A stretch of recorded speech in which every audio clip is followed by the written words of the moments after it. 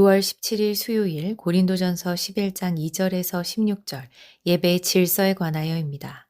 오늘 본문을 읽는 순간 조금 멈칫하게 됩니다. 여자는 교회에서 머리를 가려야 하는지, 이 말씀을 지금도 그대로 적용해야 하는지 의문이 생기기 때문입니다. 어떤 사람은 성경에 적힌 문자 그대로 지켜야 한다고 하고, 또 어떤 사람은 그건 2000년 전 당시 문화였을 뿐이라며 그냥 지나가 버리기도 합니다. 그런데 고린도전서와 같은 서신서를 읽을 때 우리가 기억해야 할 것이 있습니다. 서신서는 실제 공동체 안에서 일어난 문제와 질문 속에서 기록된 편지입니다.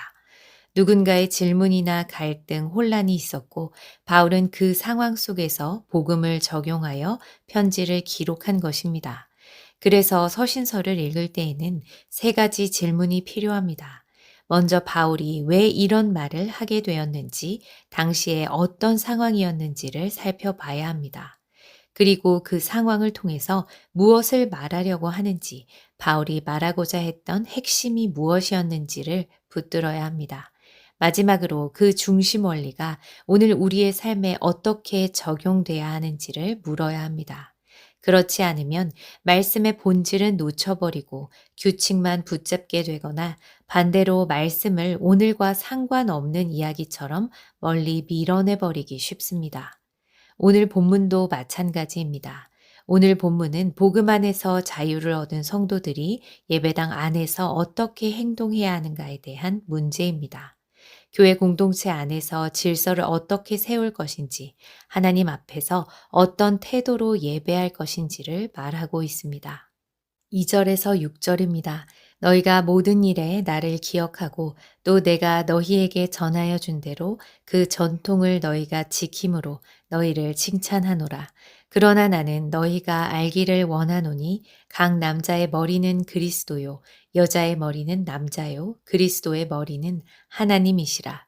무릇 남자로서 머리에 무엇을 쓰고 기도나 예언을 하는 자는 그 머리를 욕되게 하는 것이요 무릇 여자로서 머리에 쓴 것을 벗고 기도나 예언을 하는 자는 그 머리를 욕되게 하는 것이니 이는 머리를 민 것과 다름이 없음이라. 만일 여자가 머리를 가리지 않거든 깎을 것이요 만일 깎거나 미는 것이 여자에게 부끄러움이 되거든 가릴지니라. 먼저 바울은 자신이 전해준 대로 전통을 지키고 있음을 칭찬합니다. 여기서 말하는 전통은 오래된 관습을 말하는 것이 아닙니다.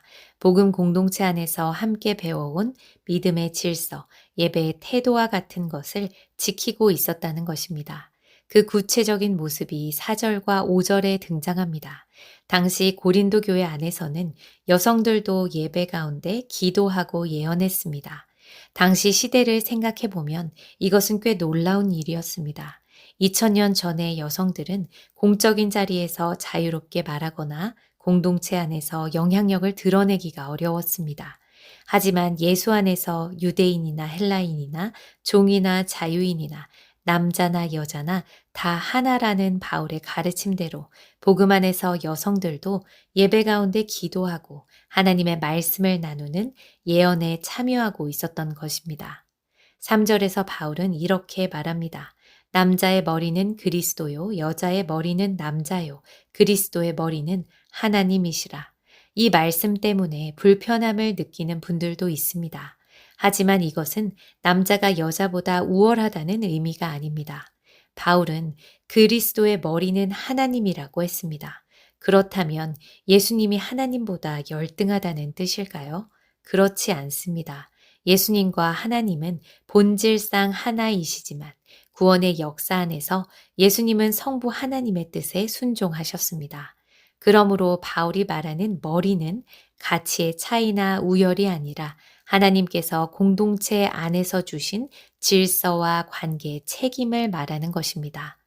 남녀의 구별 없이 공예배에서 기도하고 예언할 만큼 고린도 교회는 복음 안에서 그 시대에는 상상하기 어려운 자유와 평등을 누리던 공동체였습니다. 그런데 문제는 그것이 공동체를 세우는 방식이 아니라 혼란스럽게 하는 방향으로 흘러가기 시작했다는 것입니다.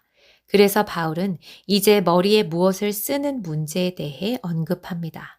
당시 로마의 이교 제사에서는 남자들이 옷자락을 뒤집어 쓰던 관습이 있었고, 고린도 교회의 일부 남자들이 이와 비슷하게 예배에서 머리에 무언가를 쓰고 예배를 드렸습니다. 일부 여자들은 고린도 신전의 여사제들과 다를 바 없는 모습으로 머리를 풀어헤친 채 예배를 드렸습니다. 당시 여성의 머리 가림은 단순한 장식이 아니었기에 공공 장소나 공예배에서 머리를 가리지 않는 것이 사람들에게는 특정한 메시지로 읽혔습니다.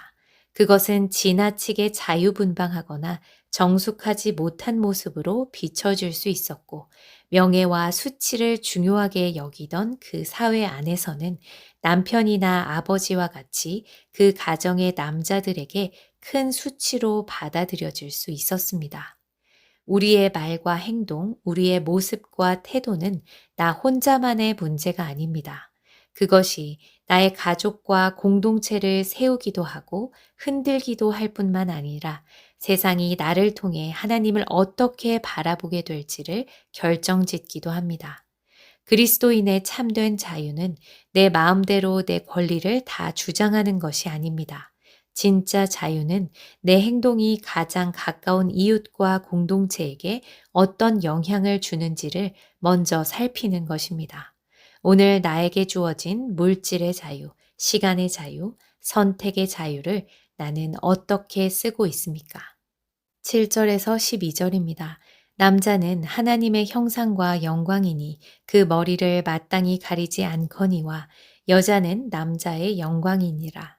남자가 여자에게서 난 것이 아니요 여자가 남자에게서 났으며 또 남자가 여자를 위하여 지음을 받지 아니하고 여자가 남자를 위하여 지음을 받은 것이니 그러므로 여자는 천사들로 말미암아 권세 아래에 있는 표를 그 머리 위에 둘지니라.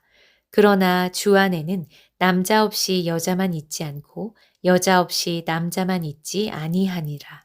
이는 여자가 남자에게서 난 것 같이 남자도 여자로 말미암아 났음이라.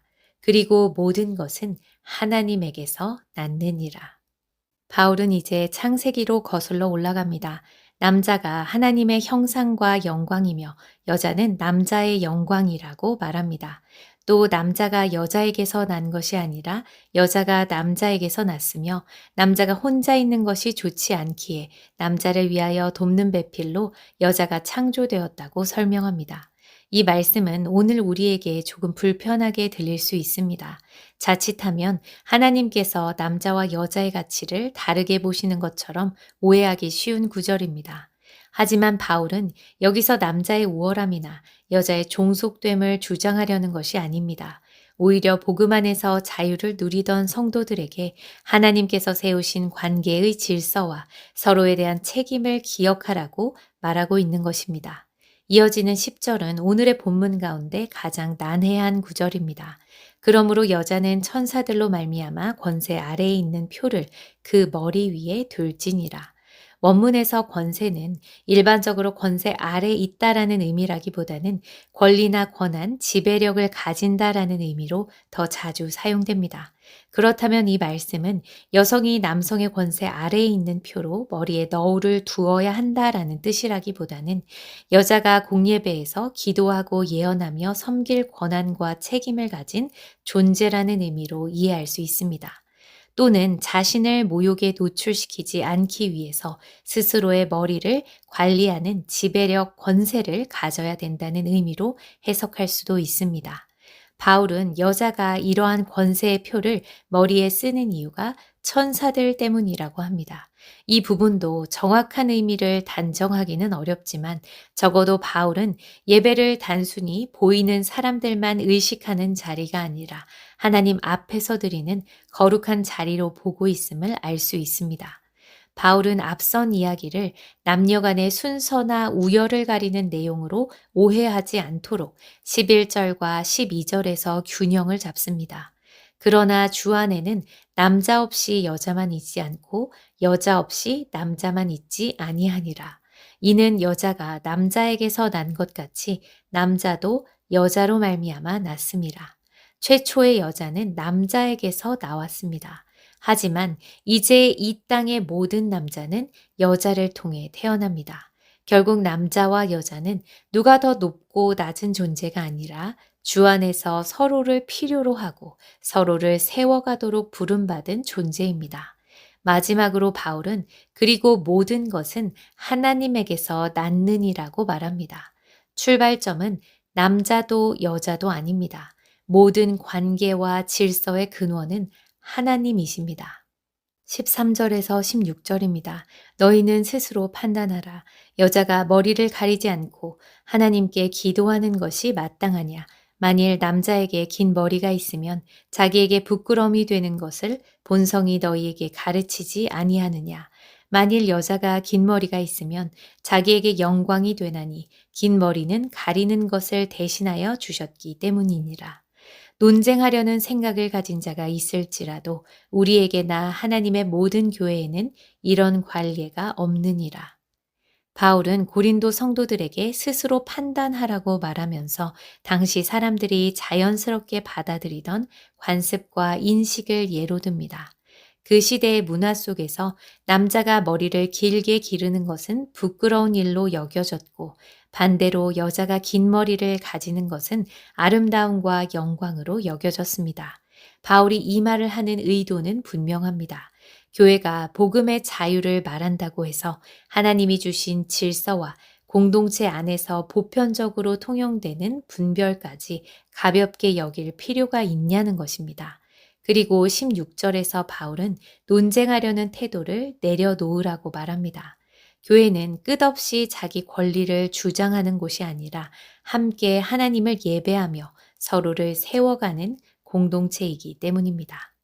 고린도 사회에서 머리 모양과 복장은 단순한 스타일이 아니라 그 사람의 태도, 관계, 인식을 모두 담고 있는 공적 언어였습니다.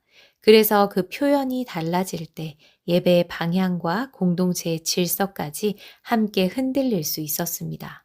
오늘 우리는 같은 방식으로 예배에서 머리를 가리지 않습니다. 하지만 원리는 사라지지 않습니다. 우리가 입는 옷, 우리의 말투, 우리의 행동, 그리고 예배 자리에서의 작은 습관들까지도 나만의 선택으로 끝나지 않는다는 것입니다. 그것은 언제나 다른 사람들에 의해 해석되고 교회 공동체의 분위기를 형성하며 더 나아가서 다른 사람들에게 우리가 믿는 하나님이 어떤 분으로 이해되는지까지 영향을 줍니다. 그래서 우리는 이 모습이 복음을 왜곡하지 않고 바르게 드러내고 있는지, 이 시대의 문화 속에서 이 표현은 복음을 더 잘 보이게 하는지 아니면 가리게 하는지를 끊임없이 묻고 또 분별해야 합니다. 복음의 원리를 붙들고 시대 속에서 그 길을 잘 분별해 갈 수 있도록 성령께서 주시는 지혜를 구하는 우리가 되기를 소망합니다.